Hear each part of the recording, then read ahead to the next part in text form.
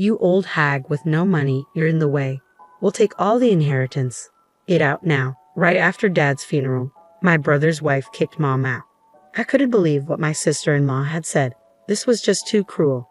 I was furious and about to lash out at my brother and his wife, but Mom stopped me. She whispered in my ear, "That girl, she's stunned for."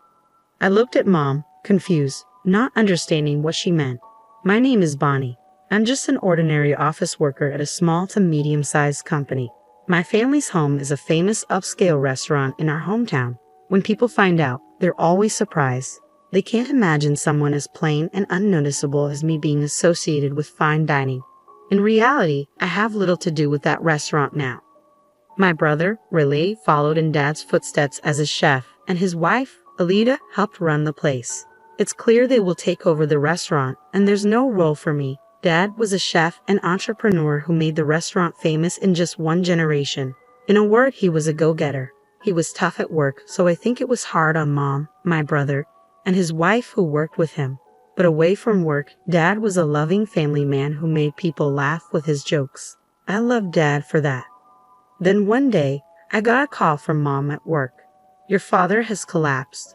Come to the hospital right away." I could tell from Mom's voice that Dad's situation was serious. I rushed to the hospital. When I arrived, Mom and the doctor were talking, looking very serious. "Mom, is Dad okay?" I asked after the doctor left, not knowing what was going on. Mom was looking worriedly at Dad, lying in bed and stroking his hand. His hands were thick and hard like a craftsman's. I love Dad's hands. "He's not in immediate danger, but it seems there will be after effects," Mom murmured, still looking at Dad. The doctor had told her that Dad would probably be paralyzed on his right side. Not being able to move his right hand would be the hardest thing for Dad. Mom and I sighed, unable to talk any further. "Is my father-in-law okay?" My sister-in-law's voice echoed in the quiet hospital room. She had rushed over after hearing from Mom. I thought she was worried, but as soon as she heard about Dad's condition and the after effects, her expression changed, and she began to smirk. "Well, he can't cook anymore, so the restaurant is ours now," she said callously. I couldn't believe what I was hearing. The sister-in-law I knew was quiet, never going against Mom, Dad, or my brother, always smiling, always considerate. But the person in front of me now was like a stranger. I couldn't keep up with her sudden change. That's her true nature. She's been hiding it. I noticed. But she's really wicked, Mom said, sighing. I was worried about Dad's condition, but my sister-in-law's behavior was so shocking that I left the hospital that day in confusion. 2 weeks later, Dad was discharged and returned home. Dad's body was now so frail that he couldn't even manage to go to the bathroom or eat on his own. Proud as he was, Dad would sometimes throw tantrums and throw things. Worried about Dad and Mom, who was taking care of him, I went back to my parents' house to help with caregiving whenever I had time. "You're coming back too often. It's annoying." My sister-in-law would make snide remarks every time she saw me, but that wasn't something I could worry about. Mom looked more worn out every time I saw her. She was taking care of Dad's toileting, meals, and baths all by herself, all day long, probably without any time to rest. Though they sometimes hired a helper, Mom's burden was still significant. My brother and sister-in-law, who lived with them, not only refused to help with Dad's care, but also didn't even prepare Mom's meals. "Mom, you must be having a hard time alone. Should I quit my job and come back here, not just to help occasionally, but to take care of Dad together?" Since my brother and his wife were clearly unreliable, I had no choice but to help Mom. I seriously considered joining in Dad's caregiving, but even when I suggested it, Mom shook her head. "There's a helper, and I'm fine on my own. You don't have to worry about me," Mom answered with a smile, perhaps not wanting to worry me, but she looked like she was pushing herself too hard. I was driven by anxiety that Mom might collapse too. Then the situation took a turn for the worse. Dad, who had become quite disheartened, began to show symptoms of dementia. "Who are you?" Being told that by my own father was quite painful. He used to act so high and mighty, and now he doesn't even recognize his own daughter. How pathetic, my sister-in-law, who happened to peek into the room, sneered at me. Forgotten by Dad or not, her attitude on top of the shock I was already feeling hurt me even more. "Father-in-law smells a bit. If you want to stay in this house, you better behave." My sister-in-law, her face twisted, pinched her nose and looked at Dad with contempt. Mom completely ignored her. She was probably holding back from reacting to the provocation. My sister-in-law clicked her tongue and left the room. Dad, it's okay. Mom spoke to Dad in a gentle voice, like soothing a child. Thinking about how my parents were being treated so roughly by my brother and his wife, I felt like crying. Dad's dementia continued to progress and his body weakened more and more. It was soon becoming impossible to care for him at home. As I pondered what to do with my parents, my brother, who rarely spoke to me even when I visited home, called me. I answered the phone and complained to him about his wife's attitude, but he brushed off my words and started talking about himself, saying it wasn't important. Then he asked me to help out at the restaurant on weekends. I thought it was very selfish of him, so I told him I would consult with Mom and get back to him, then hung up. I immediately called Mom and relayed the conversation with my brother to her. Mom then explained the reason my brother had asked for my help. The longtime employees and chefs are quitting one after another. Almost no one is left. They all say they can't keep up with the leader's way of doing things. I haven't been to the restaurant in a while, so I don't know the details. Mom was no longer involved in the restaurant's operations, but even while caring for Dad, she was concerned about it. It was a place they had worked hard to build together. There must be a strong attachment, and it was only natural to be concerned. She must also be worried about the employees with whom they had shared joys and sorrows. From Mom's voice, I could sense her disappointment that things had come to this. I'll go help out at the restaurant this weekend. I'll see for myself what's going on, so don't worry. After discussing it with my mom, we decided that Dad would go to daycare while I couldn't help with caregiving that weekend. I changed into an employee uniform in the locker room of my family's restaurant. How many years had it been since I last wore this uniform? I felt nostalgic, but looking around, I didn't recognize any faces. Young people who Dad would never have hired if he were still active, ones with piercings and conspicuous tattoos, were struggling in their unfamiliar uniforms as they carried food. The interior of the restaurant, which I hadn't visited in a long time, had changed significantly from my memory. I walked around the restaurant to regain my senses. Then, from a large space created by connecting several tables, I heard lively voices. Looking over, I saw my sister-in-law. She wasn't working but was having a banquet with about 30 women her age. My sister-in-law was sitting in the center of the table, happily guzzling wine. Ladies of my class, all our dishes are high-end and delicious. Today's my treat, so enjoy yourselves to the fullest. Truffles, foie gras, eat as much as you want. My sister-in-law, who seemed quite drunk, used an empty wine bottle as a microphone and said something outrageous. Tears erupted from those present. Elena, are you serious? Doing that will cause a huge deficit for the restaurant. I hurried over to my sister-in-law to stop her. She suddenly changed her cheerful face and glared at me. Shut up. A sister-in-law who can't even get married should keep quiet. This is my restaurant, so I can do whatever I want, she said, making a dismissive gesture to shoo me away. This is my parents' restaurant. I swallowed those words and left the table. The situation in the restaurant was dire. The kitchen was overwhelmed by the unreserved, all-you-can-eat orders from the group led by my sister-in-law, and they couldn't handle the orders from other customers. Regular customers from Dad's time were so angry that they left, saying, "How long are you going to make us wait?" I had never seen these customers angry before. Realizing how bad it was, I asked the chefs to put my sister-in-law's table on hold and suggested prioritizing the other customers, but they said they couldn't. My sister-in-law had told them to prioritize her table. If they didn't listen, they would be scolded later, the chef said, looking down. My brother was engrossed in a horse racing broadcast, seemingly oblivious to the chaos. He probably became a chef just by going along with the atmosphere around him. As soon as Dad, who was intimidating, was gone from the kitchen, this happened.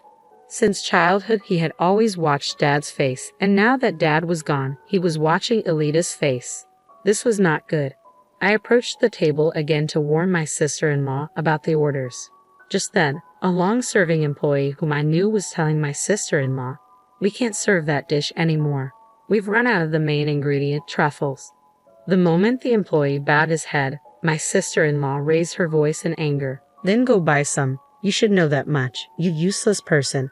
She even threw an empty plate at the employee. She was acting more like a rowdy, drunken customer than an owner. I understood why the long-serving employees had been quitting one after another. I'm thinking of changing the name of this restaurant, The current name is old-fashioned and cliché. I want something more stylish and cool." My sister-in-law turned to her friends, laughing and making such remarks.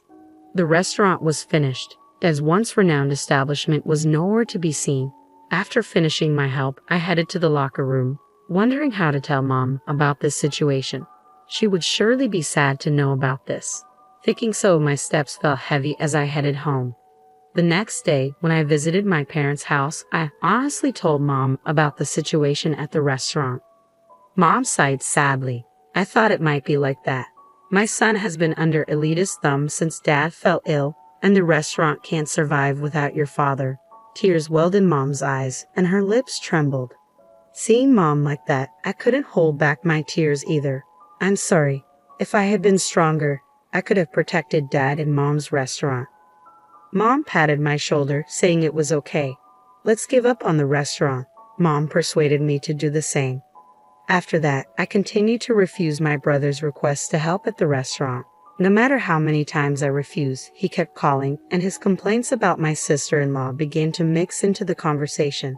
She was still inviting acquaintances and treating them, and the restaurant was facing a huge deficit. They were even struggling to pay for supplies.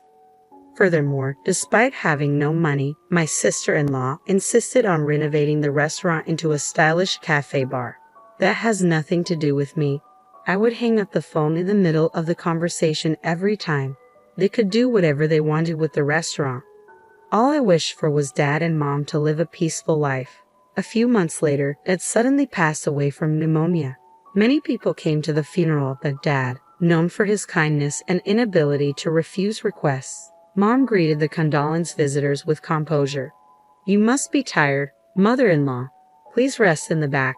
I'll take care of the guests." My sister-in-law asserted herself at times like this. She probably didn't like Mom taking charge of the funeral, wanting to show she was the face of the family.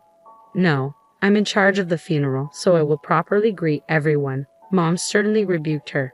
Whether overwhelmed by Mom's forcefulness or not, my sister-in-law left the scene with a bitter face. Under Mom's direction, Dad's funeral proceeded smoothly. Chefs who had trained under Dad, familiar regular customers, and many people I knew came and encouraged Mom and me. They didn't even make eye contact with my brother and his wife. They all knew what my brother and his wife had been doing since Dad fell ill. Throughout the funeral, my brother and his wife looked uncomfortable. "I wish they would just keep quiet," I thought as I looked at them. "When all of your father-in-law's inheritance goes to us, you too should renounce your share." My sister-in-law approached us after the cremation as Mom held Dad's ashes, getting ready to leave. "The shop, the house, the money. We'll take all the inheritance. It's only natural since we've been listening to that arrogant old man for so long." Her words were truly appalling. How much more could this woman belittle others after having relied on them for so long? "You penniless old woman, you're in the wrong. You should leave the house right away. We're strangers now, so don't contact us." My sister-in-law bared her teeth at Mom too. I was so angry I felt like I was losing my mind. I almost grabbed my sister-in-law, but Mom held my arm and shook her head. "It's okay, it's over now," Mom said, looking at me. My sister-in-law laughed and walked away. I felt like running after her and kicking her, but Mom was still holding my hand. When Mom couldn't see Elita anymore, she let go of my hand. Then she looked at my face and smiled. "That girl, she's finished."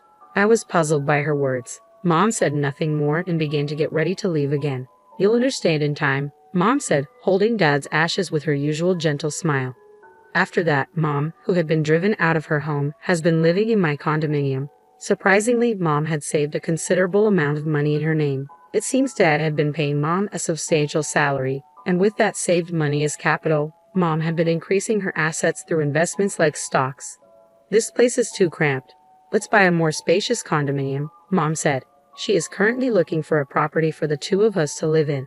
3 months later, a call came from my sister-in-law. "Why didn't you tell me about father-in-law's debt? A scary debt collector is sitting in the shop. What are you going to do about it?" she screamed as soon as I picked up the phone. Her voice was so loud that Mom, who was next to me, could hear everything. Hearing my sister-in-law's screams, Mom gave a mischievous smile and took the phone from me. "Oh, Elita, it's been a while.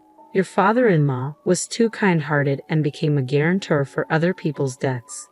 Before we knew it, the debt had grown to a huge amount. I've been repaying it until now, but it's your turn from now on.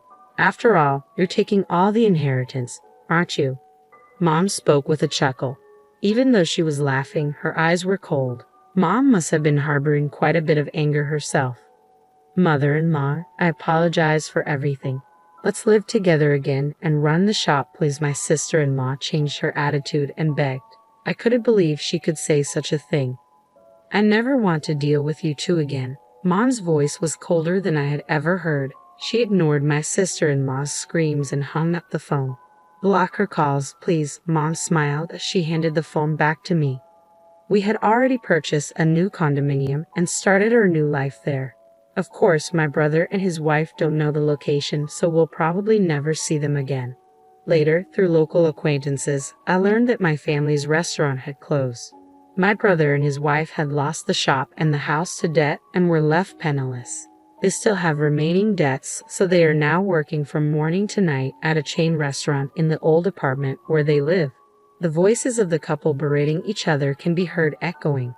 Meanwhile, Mom and I finished observing Dad's third death anniversary and dined at a restaurant opened by Dad's top disciple. The food tasted just like what Dad used to make. That night, we talked about memories of Dad and enjoyed a feast of gourmet dishes to our heart's content.